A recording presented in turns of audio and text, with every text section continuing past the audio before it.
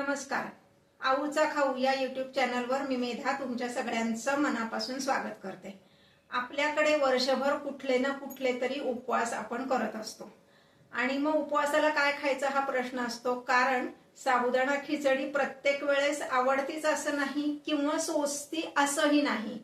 मग अशा वेळेस जर आपल्या घरात उपवासाची भाजणी तयार असेल तर आपल्याला त्यापासून थालीपीठाचे पण व्हेरिएशन्स भरपूर करता येतात किंवा त्या भाजणीपासून वेगळे वेगळे पदार्थ पण करता येतात.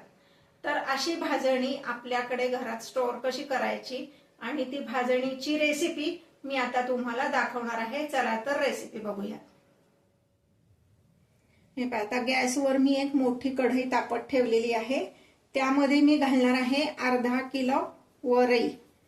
काही जण वरई म्हणतात, काही जण वगर म्हणतात. ही स्वच्छ निवडून घ्यायची म्हणजे त्यात काही खडे किंवा असं काही नाहीये ना ते बघायचं. आणि मीडियम फ्लेमवर हे सतत हलवत आपण भाजायचं आहे. मंद गॅसवर भाजायचं नाही, कारण मंद गॅसवर काय होतं, आपण मल्टीटास्किंग करायला जातो आणि मग तो जो पदार्थ आपण भाजत असतो तो खाली करपतो आणि वर कच्चा राहतो. तर मीडियम फ्लेमवर सतत असं हलवत आपण हे भाजून घ्यायचे. साधारणपणे अगदी घड्याळ लावून 7 ते 10 मिनिट एवढं आपण हे भाजणार आहोत.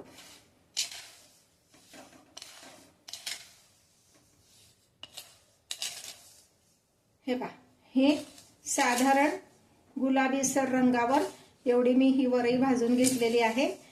घड्याळ लावून 7 मिनिट भाजलेली आहे. आता मी गॅस बंद करते आणि ही भाजणी म्हणजे ही वरई एका कॉटनच्या कपड्यावर मी ही पसरून ठेवणार आहे. का तर आत्ता ही गरम आहे. तुम्ही पातेल्यात वगैरे काढून ठेवली तर त्याला पुन्हा वाफ धरू शकते. कॉटनच्या कपड्यावर काढलं की वाफ धरत नाही, म्हणून मी एका कॉटनच्या कपड्यावर आता हे पसरून ठेवणार आहे. आता पुन्हा मी गॅस चालू केलाय. त्याच कढईमध्ये मी हा राजगिरा भाजून घेते. हा पण अर्धा किलो आहे. राजगिरा पण व्यवस्थित स्वच्छ निवडून घ्यायचा आहे. राजगिरा पटकन भाजला जातो, वरई इतका वेळ त्याला लागत नाही. वरई आपण 7 मिनिट भाजली होती, त्याला 5 मिनिटं भरपूर होणार आहे. गॅसची फ्लेम मीडियमच ठेवायची आहे.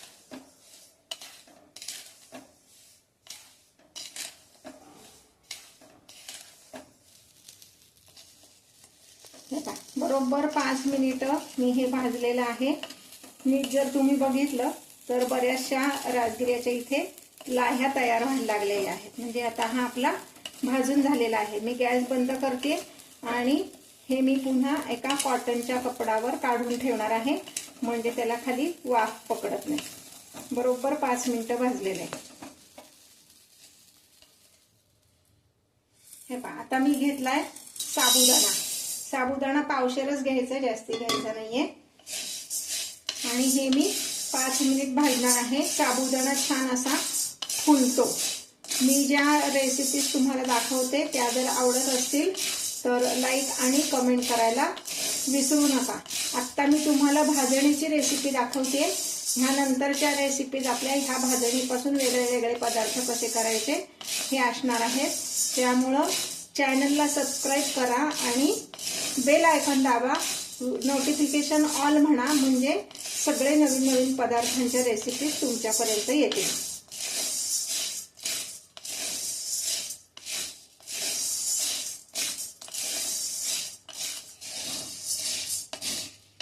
हे पहा, हे 5 मिनिट मी परतलेलं आहे. साबुदाणा तर खरंच सतत हलवत भाजा, नाही तर मग थोडं जरी आपलं दुर्लक्ष झालं तरी साबुदाणा पटकन करपतो आणि काळा होतो. भांड्याला असं खाली चिकटता येतं. साबुदाणा छान फुललेला आपल्याला कळतो. पहिल्यापेक्षा किंचित त्याचा साईज मोठा झालेला कळतो आपल्याला. आता मी गॅस बंद करते. हे पुन्हा मी एका कॉटनच्या कापडावर काढून ठेवते.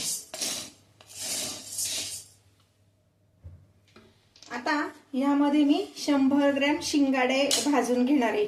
हे अशा पद्धतीने शिंगाडे दिसतात. कुठल्याही ग्रोसरी स्टोअर मध्ये हे मिळतात. याचे मी तुकडे करून घेतले.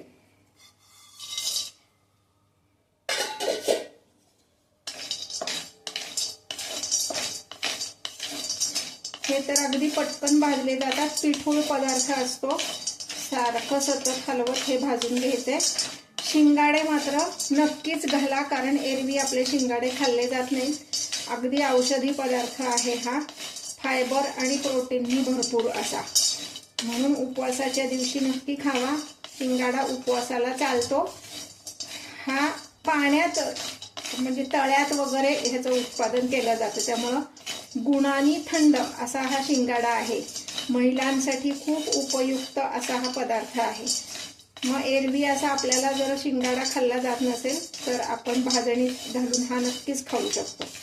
हे ह्याला काही फार वेळ लागत नाही. हे जर तुम्ही बघितलं तर जे पिठूळ भाग होता तो करपायला सुद्धा लागलेला आहे. तर एवढंच भाजायचं आहे, हे जास्ती भाजायचं नाही. आता हे मी काढून ठेवते बाजूला.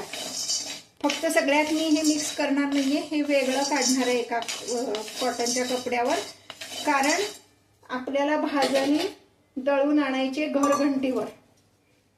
जर ते लोक म्हणले की हे आम्ही घालणार नाही गिरणीत, तर आपल्याला मिक्सरमधनं काढता येतं.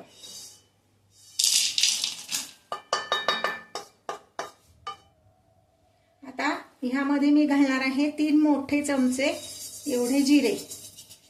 जिरे खरं तर फार भाजावे लागत नाही. हा कढईचा जो गरमपणा आहे तेवढ्यावर ते भाजले जातात. त्यामुळे मी गॅस बंद करते आणि मग मी हे फक्त ह्यात परतून घेणार आहे. म्हणजे कढईचा जो गरमपणा आहे तेवढ्यावर ते जिरे छान भाजले जातात. तुम्ही जर उपवासाला जिरे खात नसाल तर नाही घातले तरी चालणार आहे. हे जिरे ऑप्शनल आहे. हे पाहता, हे जिरे पण भाजून झालेले आहेत. सगळे भाजलेले पदार्थ गार झाले की मग ते मी एकत्र करणार आणि घरघंटीवर दळून आणणार. हे पहा, ही उपवास भाजणी मी दळून आणलेली आहे घरघंटीवरनं. एकदा चाळून घ्यायची आहे, म्हणजे मग सगळं व्यवस्थित मिक्सिंग त्यामध्ये होतं.